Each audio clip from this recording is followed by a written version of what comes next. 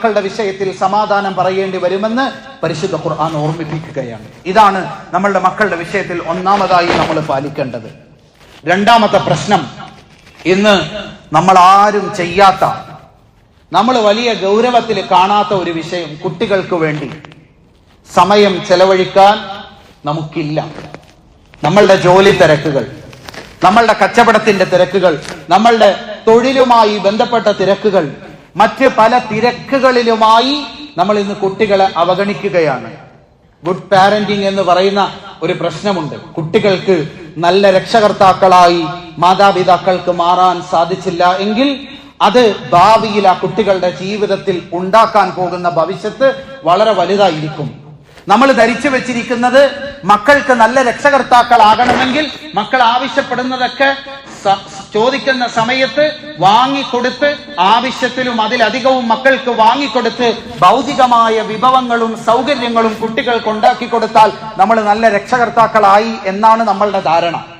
ഒരിക്കലും അങ്ങനെ നമ്മൾ നല്ല രക്ഷകർത്താക്കളാവുകയില്ല. എന്ന് മാത്രമല്ല, കുട്ടികൾ ആവശ്യപ്പെടുന്നതിന്റെ 40% മാത്രമേ കുട്ടികൾക്ക് വാങ്ങിക്കൊടുക്കാൻ പാടുള്ളൂ. 10 കാര്യങ്ങൾ കുട്ടികൾ ചോദിച്ചാല് അതിൽ 4 മാത്രമേ വാങ്ങിക്കൊടുക്കാൻ പാടുള്ളൂ. വാങ്ങിക്കൊടുക്കാതെയും കുട്ടികളെ പഠിപ്പിക്കണമെന്നാണ് ആധുനിക മനഃശാസ്ത്ര വിദഗ്ധർ നമ്മളെ പഠിപ്പിക്കുന്നത്. നമ്മൾ ധരിച്ചു വെച്ചിരിക്കുന്നത് കുട്ടികൾക്ക് ഭൗതികമായ വിഭവങ്ങൾ ധാരാളമായി നൽകി കഴിഞ്ഞാൽ നമ്മൾ നല്ല രക്ഷകർത്താക്കളായി, നമ്മളുടെ ഉത്തരവാദിത്തങ്ങൾ തീർന്നു എന്നാണ്. അതല്ല. നമ്മൾ വാങ്ങിക്കൊടുക്കുന്ന കളിപ്പാട്ടങ്ങൾ, നമ്മൾ വാങ്ങിക്കൊടുക്കുന്ന വസ്ത്രങ്ങൾ, നമ്മൾ ചെയ്തു കൊടുക്കുന്ന സൗകര്യങ്ങളൊക്കെ കുട്ടികൾ ഒരു പരിധി കഴിയുമ്പോൾ മറന്നുപോകും.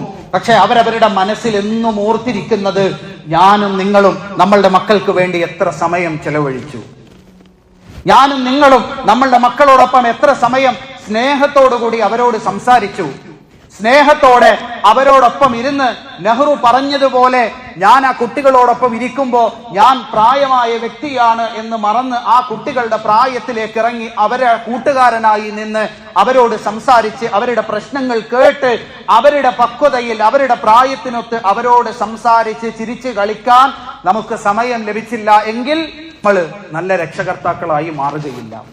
അള്ളാഹുവിന്റെ റസൂൽ സല്ലല്ലാഹു അലൈഹി വസല്ലമ തങ്ങളെ കുറിച്ച് നമ്മൾ പറഞ്ഞു, ഹസൻ ഹുസൈൻ റളിയല്ലാഹു അൻഹുമ എന്ന് മാത്രമല്ല തങ്ങളുടെ സ്വന്തം മക്കളോട് പോലും നബി തങ്ങൾ സല്ലല്ലാഹു അലൈഹി വസല്ലമ തങ്ങൾ ആ ബന്ധം പുലർത്തിയിരുന്നു.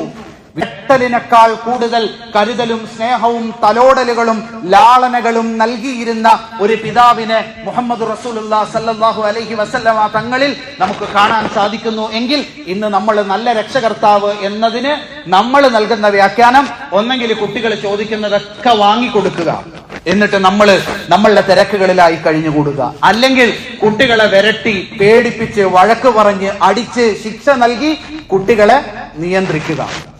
ഈ 2 രൂപത്തിലുള്ള പാരന്റിങ്ങും നമ്മളുടെ മക്കളുടെ ഭാവിയിൽ വലിയ അപകടം ചെയ്യും. ഈ ലോകത്ത് തന്നെ തലകുനിച്ച് നമ്മൾ പല കോടതികളുടെ മുമ്പിലും പല പോലീസ് സ്റ്റേഷനുകളുടെ മുമ്പിലും എക്സൈസ് ഓഫീസുകളുടെ മുമ്പിലും തലകുനിച്ച് പൊട്ടിക്കരയേണ്ടി വരും നമ്മളുടെ മക്കളുടെ വിഷയത്തിൽ. ലോകത്ത് അറിയപ്പെട്ട 3 വ്യക്തികൾ, ഈ 3 പേരുടെ ജീവിതത്തെ കുറിച്ച് മാത്രം ഞാൻ പറയാം. ഒന്ന്, ജർമ്മനിയുടെ ചാൻസലർ ആയിരുന്ന അഡോൾഫ് ഹിറ്റ്ലർ. 2, സോവിയറ്റ് യൂണിയന്റെ ഏകാധിപതിയായിരുന്ന ജോസഫ് സ്റ്റാലിൻ. 3-മത്തത് ഇറാഖിന്റെ പ്രസിഡന്റ് ആയിരുന്ന സദ്ദാം ഹുസൈൻ. ഈ 3 പേരെ കുറിച്ചും നമുക്ക് ചെറിയ ധാരണയുണ്ട്. ഒന്ന് ഹിറ്റ്ലറാണ്. ഹിറ്റ്ലർ ഇന്ന് ലോകത്ത് ഏറ്റവും ക്രൂരനായ മനുഷ്യൻ ആരാണ് എന്ന് ചോദിച്ചാൽ ഒറ്റവായിൽ നമ്മളുടെ നാവിൽ വരുന്ന ഉത്തരം ഹിറ്റ്ലർ എന്നാണ്. ഹിറ്റ്ലറിനേക്കാൾ ക്രൂരതകൾ ചെയ്ത അതിക്രൂരന്മാരായ ആളുകൾ ലോകത്തുണ്ട്. പക്ഷെ ചരിത്രം എഴുതുന്നത് അവരായതുകൊണ്ട് ഹിറ്റ്ലർ പ്രതിയായി എന്ന് മാത്രം. ലോകത്തെ ഏറ്റവും ക്രൂരനായ മനുഷ്യനെ കുറിച്ച് നമ്മൾ അന്വേഷിക്കുമ്പോൾ ഇന്റർനെറ്റുകളും മനുഷ്യരും നമ്മളോട് പറയുന്ന 1-മത്തെ പേര് ഹിറ്റ്ലറിന്റെ പേരാണ്.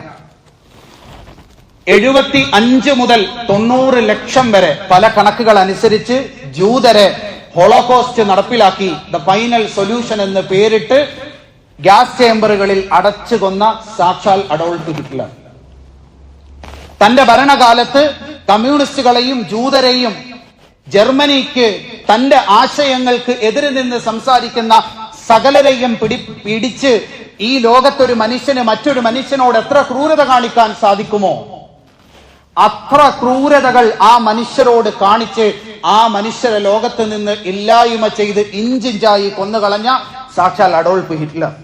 അദ്ദേഹം ഇന്നത്തെ യൂറോപ്പിന്റെ പല സ്വതന്ത്ര പരമാധികാരമുള്ള രാജ്യങ്ങളിലേക്കും കടന്നു കയറി അവിടെ നിന്ന് മനുഷ്യരെ പിടിച്ചുകൊണ്ടുപോയി മൃഗങ്ങളോട് പോലും കാണിക്കാൻ അറയ്ക്കുന്ന, കേട്ടാൽ പോലും തലകറങ്ങിപ്പോകുന്ന ക്രൂരതകൾ കാണിച്ച് കൊന്നൊടുക്കിയ സാക്ഷാൽ അഡോൾഫ് ഹിറ്റ്ലർ.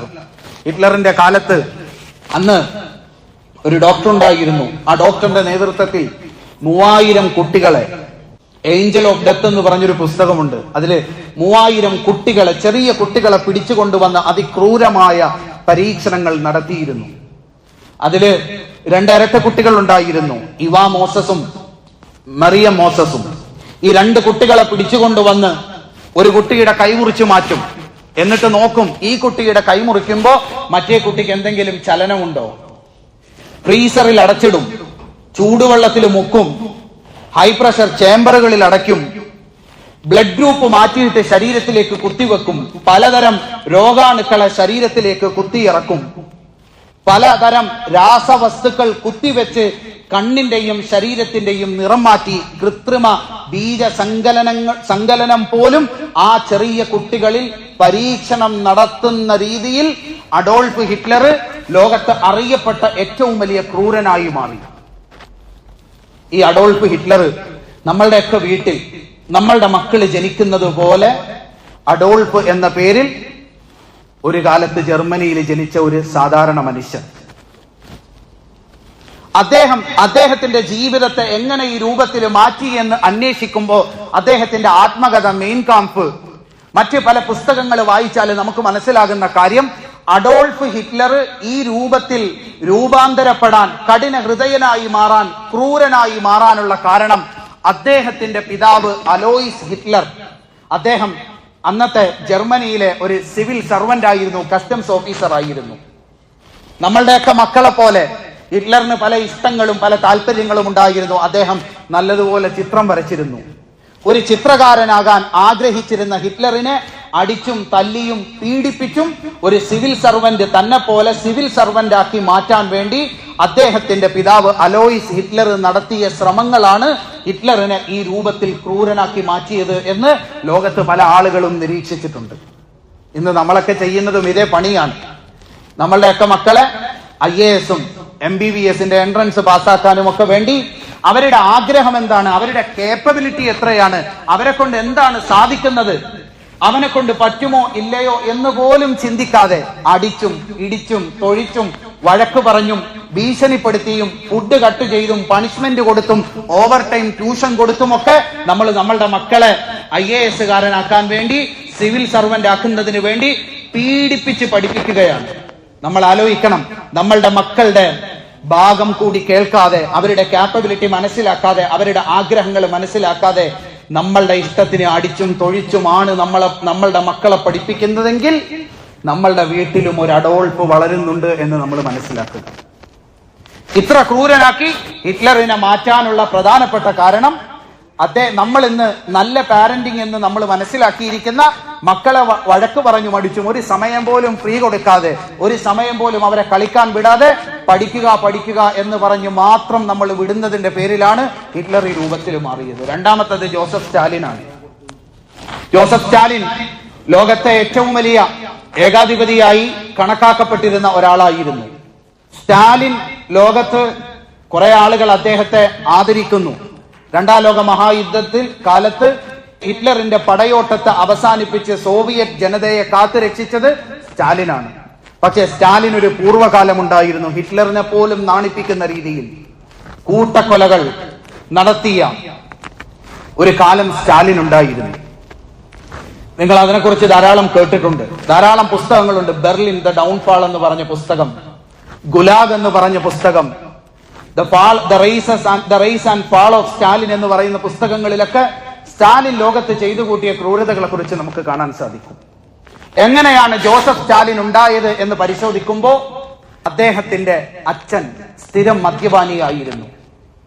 മദ്യപിച്ച് വൈകുന്നേരം വീട്ടിലേക്ക് വന്ന് അമ്മയെയും സോസോ എന്ന് വിളിപ്പേരുണ്ടായിരുന്ന ചെറിയ സ്റ്റാലിനെയും കിട്ടുന്നതൊക്കെ എടുത്തു വെച്ച് അടിക്കുമായിരുന്നു. ഇന്ന് നമ്മളുടെയൊക്കെ വീടുകളിൽ നടന്നുകൊണ്ടിരിക്കുന്നതാണ്. വാപ്പയ്ക്ക് ദേഷ്യം വരുമ്പോ പുറത്താരോടെങ്കിലും ഉടക്കുണ്ടെങ്കിൽ ആ ദേഷ്യം മുഴുവൻ മക്കളോട് തീർക്കുന്ന അവസ്ഥ. സോസോ എന്ന് വിളിപ്പേരുള്ള ചെറിയ സ്റ്റാലിനെയും മകനെയും കയ്യിൽ കിട്ടുന്നതൊക്കെ മദ്യപിച്ച് വരുന്ന അദ്ദേഹത്തിന്റെ പിതാവ് കയ്യിൽ കിട്ടുന്നതൊക്കെ എടുത്തു വെച്ച് ക്രൂരമായി അടിക്കുമായിരുന്നു.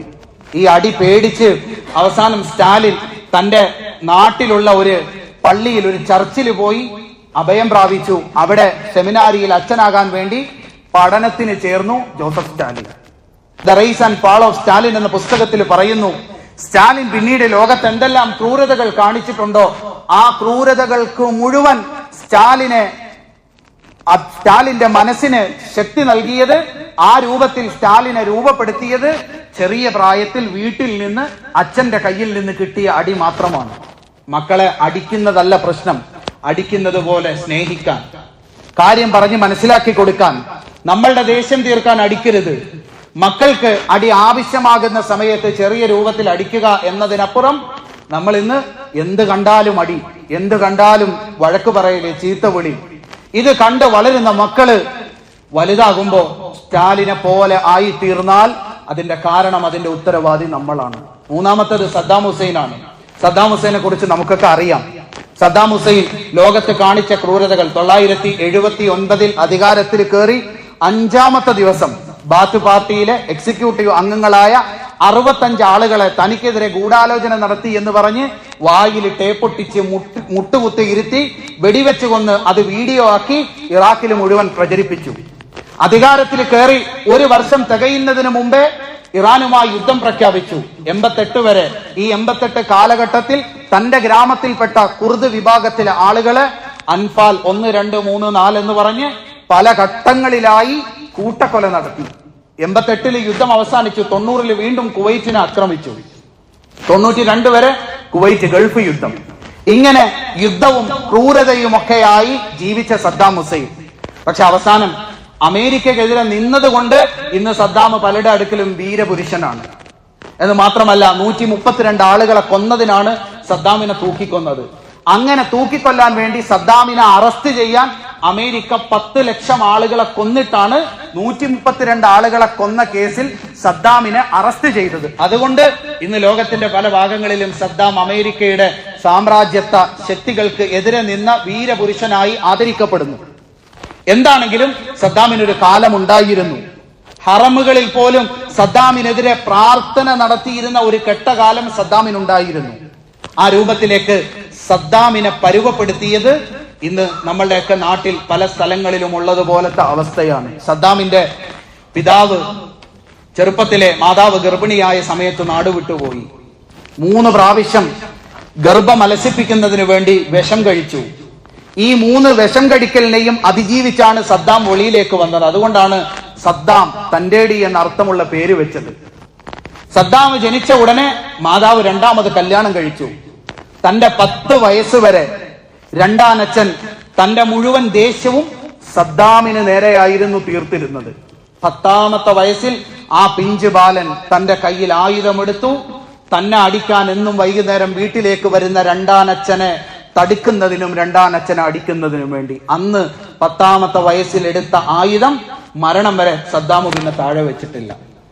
ഈ 3 ആളുകളുടെ ജീവിത ചരിത്രം, അവര് ലോകത്ത് ചെയ്ത ക്രൂരതകൾ, അവരെ കുറിച്ച് ലോകത്ത് എഴുതപ്പെട്ട പുസ്തകങ്ങൾ വായിച്ചാല് ഇതിനേക്കാൾ നമുക്ക് കേട്ടാല് തലകറങ്ങി പോകുന്ന തരത്തിലുള്ള ക്രൂരതകൾ ചെയ്തവരാണ്. മറുഭാഗം നോക്കിയാൽ ആരാധിക്കപ്പെടാൻ പാകത്തിന് പല മേഖലകളിലും അവര് വീരപുരുഷന്മാരുമാണ്. എന്നാൽ ഈ മനുഷ്യരെ മുഴുവൻ ഈ രൂപത്തിലാക്കി തീർത്തതിനെ കുറിച്ച് സൈക്കോളജിസ്റ്റുകൾ നടത്തുന്ന പഠനം നമ്മളോട് പറയുന്നത് മക്കളെ വിരട്ടിയും പേടിപ്പിച്ചും അവരുടെ ആഗ്രഹങ്ങൾ, അവരുടെ ഇഷ്ടങ്ങൾ, അവരുടെ വർത്തമാനങ്ങൾ കേൾക്കാതെ നമ്മളുടെ ഇഷ്ടത്തിനും നമ്മളുടെ താല്പര്യത്തിനും ഒത്ത് അവര് മക്കളെ വളർത്താൻ ശ്രമിച്ചതാണ് ഈ രൂപത്തിൽ അവരെ രൂപപ്പെടുത്തിയത്. ഹദീസ് കാണാം, ലാ തറബ്ബു അബ്നാഅകും കമാ റബ്ബാകും ആബാഅകും ഫഇന്നഹും ഖുലിഖൂ ലിസമാനിൻ ഗൈരി സമാനികും. നിങ്ങളുടെ പിതാക്കന്മാർ നിങ്ങളെ വളർത്തിയതുപോലെ നിങ്ങൾ നിങ്ങളുടെ മക്കളെ വളർത്തരുത്. കാരണം നിങ്ങൾ ജനിച്ചതല്ലാത്ത മറ്റൊരു കാലഘട്ടത്തിലേക്ക് വേണ്ടി ജനിക്കപ്പെട്ടവരാണ് നിങ്ങളുടെ മക്കൾ. നമ്മളുടെ പിതാക്കന്മാര് നമ്മളെ വളർത്തിയ കാലമല്ല. നിങ്ങൾ ജീവിച്ച കാലഘട്ടത്തിൽ ജീവിക്കാൻ വിധിക്കപ്പെട്ടവരല്ല നിങ്ങളുടെ മക്കൾ. അവര് മറ്റൊരു കാലഘട്ടത്തിൽ ജീവിക്കാൻ വിധിക്കപ്പെട്ടവരാണ്. അതുകൊണ്ട് നിങ്ങളുടെ മാതാപിതാക്കൾ നിങ്ങളെ വളർത്തിയതുപോലെ നിങ്ങൾ നിങ്ങളുടെ മക്കളെ വളർത്തരുത്. നമ്മളുടെയൊക്കെ മാതാപിതാക്കള് പഴയ കാലത്ത് ദാരിദ്ര്യത്തിലും പട്ടിണിയിലും ഒക്കെ കടുപ്പക്കാരാണ്, ഗൗരവക്കാരാണ്. ഇപ്പോഴും നമ്മളുടെയൊക്കെ പിതാക്കന്മാരുടെ പേര് കേട്ടാൽ അവര് ഖബറിലാണെങ്കിലും പേര് കേട്ടാൽ നമ്മൾ വിറയ്ക്കും. അങ്ങനെയാണ് നമ്മളെയൊക്കെ വളർത്തിയത്. പക്ഷെ അടുത്ത തലമുറയെയും അതുപോലെ വളർത്താൻ, അതുപോലെ കാണാനാണ് നമ്മൾ ശ്രമിക്കുന്നത് എങ്കിൽ നമ്മളുടെ മക്കൾ നമ്മളുടെ കൈവിട്ടു പോകും. ഈ പറഞ്ഞതൊക്കെ സൈക്കോളജിസ്റ്റുകള് അവരുടെ അനലൈസിലൂടെ അവര് പറഞ്ഞ കാര്യങ്ങളാണ്. ഇത് 100% ശരിയാകണമെന്നില്ല. ചിലപ്പോ അങ്ങനെ വളർത്തിയ മക്കൾ നന്നാകും, ചിലപ്പോ അല്ലാതെ വളർത്തിയ മക്കൾ വഴിതെറ്റിപ്പോകും. സൈക്കോളജിയിൽ ഒരു കാര്യം അവർ തീരുമാനിക്കുന്നത് സ്റ്റാറ്റിക്സിന്റെയും മറ്റ് കണക്കുകളുടെയും പല വ്യക്തികളിലും നടത്തിയ പഠനത്തിന്റെയും ഒക്കെ അടിസ്ഥാനത്തിലാണ്. അത് സാധാരണ സയൻസിൽ തെളിയിക്കുന്നത് പോലെ ആക്യുറേറ്റ് ആകണമെന്നില്ല. എന്നാലും സാധാരണഗതിയിൽ ഭൂരിപക്ഷവും ഇങ്ങനെ ആകാനാണ് സാധ്യത എന്ന അടിസ്ഥാനത്തിലാണ് സൈക്കോളജിസ്റ്റുകൾ ഓരോ കാര്യം പറയുന്നത്. ഈ 3 വ്യക്തികളും അവരുടെ ജീവിതത്തിൽ ഈ രൂപത്തിലായിത്തീരാൻ കാരണം അവരുടെ മാതാപിതാക്കൾ അവരെ വളർത്തിയതിന്റെ പ്രശ്നമാണ് എന്ന് ലോകത്തെ പ്രധാനപ്പെട്ട സൈക്കോളജിസ്റ്റുകൾ പറയുമ്പോൾ ഈ 3 പ്രശ്നങ്ങളും നമ്മളുടെയൊക്കെ ജീവിതത്തിലുണ്ട്, നമ്മളുടെയൊക്കെ പല വീടുകളിലുമുണ്ട്. നമ്മളത് മാറ്റിയില്ലെങ്കിൽ നമ്മളുടെ മക്കളും ഈ രൂപത്തിലായി പോകാനുള്ള സാധ്യത കൂടുതലാണ്. ഞാൻ പറഞ്ഞല്ലോ, നമ്മൾ നമ്മളുടെ മക്കൾക്ക് എന്ത് വാങ്ങിക്കൊടുക്കുന്നു എന്നതൊരു പ്രശ്നമേ അല്ല. നാളെ അവരെ ഓർക്കുക പോലുമില്ല. പക്ഷെ നമ്മൾ എത്ര സമയം അവരോടൊപ്പം ചെലവഴിച്ചു എന്നുള്ളത് നമ്മളുടെ മക്കൾ നമ്മളെ ഓർക്കാൻ കാരണമാകും. നാളെ നമ്മൾ ഏതെങ്കിലുമൊക്കെ ICUവിന്റെ ഉള്ളിൽ, വെന്റിലേറ്ററിന്റെ ഉള്ളിൽ മരണത്തോട് മല്ലടിച്ച് കിടക്കുന്ന സമയത്ത് നമ്മൾ നമ്മളുടെ മക്കളോടൊപ്പം ചെറിയ പ്രായത്തിൽ സമയം ചെലവഴിച്ചവരാണെങ്കിൽ മല്ലിത്തൂക്കില് കഞ്ഞിയും പിടിച്ചുകൊണ്ട് ICUവിന്റെ വെളിയിൽ എത്ര വലിയ തിരക്കിലാണെങ്കിലും നമ്മളുടെ മക്കൾ ഉണ്ടായിരിക്കും. ഇന്ത്യയിലെ മഹാരാഷ്ട്രയിൽ ജനിച്ച അവിടുത്തെ ഇന്ത്യക്കാരിയായ ഒരു സ്ത്രീക്കും എമിറേറ്റ്സുകാരൻ UAE പൗരനായ ഒരു ബിസിനസ്സുകാരനും ജനിച്ച ഒരു കുട്ടിയുണ്ട്. അഹമ്മദ് സലീം അൽ സാബി എന്നാണ് അദ്ദേഹത്തിന്റെ പേര്. അദ്ദേഹത്തിന്റെ പിതാവ് ഇന്ത്യയിലേക്ക് വന്ന് മഹാരാഷ്ട്രയിൽ നിന്ന് കല്യാണം കഴിച്ചു. കല്യാണം കഴിച്ചതിന് ശേഷം മകൻ ജനിച്ച ഉടനെ പിതാവ് UAE പോയി. അവിടെ എന്തോ പ്രശ്നങ്ങളിൽപ്പെട്ട് പിന്നീട് ഒരിക്കലും തിരിച്ചു വരാൻ സാധിച്ചില്ല. 12 വയസ്സ് വരെ മുഴുവൻ സമയവും കൂടെ നടന്ന് ആ മാതാവാണ് ആ കുട്ടിയെ വളർത്തിയത്. ആ കുട്ടിയോട് സംസാരിക്കാനും പിതാവും മാതാവുമായ ആ കുട്ടിയുടെ കൂടെ ആ മാതാവ് നിന്നു. 12ാമത്തെ വയസ്സിൽ ഒരിക്കൽ പിതാവ് ഇന്ത്യയിലേക്ക് വന്നു. ഈ ബാലനെ, അഹമ്മദ് സലീം എന്ന് പറയുന്ന ബാലനെ UAE കൊണ്ടുപോയി. ചെറിയ പ്രായത്തിൽ അവിടെ പോയി അതുവരെ ദാരിദ്ര്യത്തിലും പട്ടിണിയിലും കഴിഞ്ഞിരുന്ന അഹമ്മദ് സലീം, 3 നേരം വയറ് നിറച്ച് ഭക്ഷണം കഴിക്കാൻ കിട്ടാതിരുന്ന അഹമ്മദ് സലീം UAE ആഡംബര കൊട്ടാരത്തിലേക്ക് തന്റെ ജീവിതം മാറ്റി. 2-3 വർഷങ്ങൾക്ക് ശേഷം ഒറ്റയ്ക്ക് നാട്ടിലേക്ക് വരാൻ സാധിക്കുന്ന അവസ്ഥയായപ്പോ തന്റെ മാതാവിനെ തേടി. ചെറിയ പ്രായത്തിൽ വാങ്ങിത്തരാൻ ഒന്നുമില്ല, 3 നേരത്തെ ഭക്ഷണം പോലും തരാൻ കാശില്ലാതിരുന്ന, എന്നാൽ തന്നോടൊപ്പം മുഴുവൻ സമയവും ചെലവഴിച്ച, തന്നോടൊപ്പം വർത്തമാനം പറയാൻ സമയം കണ്ടെത്തിയിരുന്ന മാതാവിനെ തേടി മഹാരാഷ്ട്രയിലെ കോളനിയിലെ ചെറിയ കുടിലിലേക്ക് അഹമ്മദ് സലീം എന്ന ചെറുപ്പക്കാരൻ വന്നു. അന്ന് മുതൽ എല്ലാ ആഴ്ചയിലും എമിറേറ്റ്സിന്റെ ബിസിനസ് ക്ലാസ്സിൽ ഒരു ടിക്കറ്റ് ബുക്ക് ചെയ്ത് എല്ലാ ആഴ്ചയിലും വ്യാഴാഴ്ച വൈകുന്നേരം, എത്ര വലിയ തിരക്കിലാണെങ്കിലും, കോടികളുടെ ബിസിനസ് നടത്തുന്ന ദുബായിലെ അറിയപ്പെട്ട ഒരു കുടുംബത്തിലെ അംഗം, എത്ര തിരക്കാണെങ്കിലും എല്ലാ വ്യാഴാഴ്ചയും എമിറേറ്റ്സിന്റെ ബിസിനസ് ക്ലാസ്സിൽ ഒരു ടിക്കറ്റ് ബുക്ക് ചെയ്ത് മഹാരാഷ്ട്രയിലെ കോളനിയിൽ വന്നിട്ട് തന്റെ മാതാവിനെ കണ്ടിട്ട് മടങ്ങിപ്പോകും. കുറെ വർഷങ്ങൾക്ക് മുമ്പ് ആ മാതാവ് മരണപ്പെട്ടു. ഇപ്പോഴും എല്ലാ മാസവും കുറഞ്ഞത് 2 ആഴ്ചയെങ്കിലും മഹാരാഷ്ട്രയിലേക്ക് അദ്ദേഹം പറക്കും ദുബായിൽ നിന്ന്. എന്തിനാണെന്നറിയുമോ? മാതാവിന്റെ ഖബറിന്റെ അടുക്കൽ പോകാൻ. വ്യാഴാഴ്ച വൈകുന്നേരം ഇന്ത്യയിൽ മഹാരാഷ്ട്രയിലെത്തും. വെള്ളിയാഴ്ച രാവിലെ മാതാവിന്റെ ഖബറിന്റെ അടുക്കൽ പോകും. അന്ന് തന്നെ തിരിച്ച് UAE പറക്കും. നമ്മളൊക്കെ നമ്മളുടെ വാപ്പയുടെയും ഉമ്മയുടെയും ഖബറിന്റെ അടുക്കൽ പോയിട്ട് എത്ര നാളായി? ഒരാണ്ടോ അല്ലെങ്കിൽ ഒരു 40ഓ വരണം നമ്മൾ അവരെ കുറിച്ച് ഓർക്കാൻ. നമ്മൾ ആലോചിച്ച് നോക്കണം.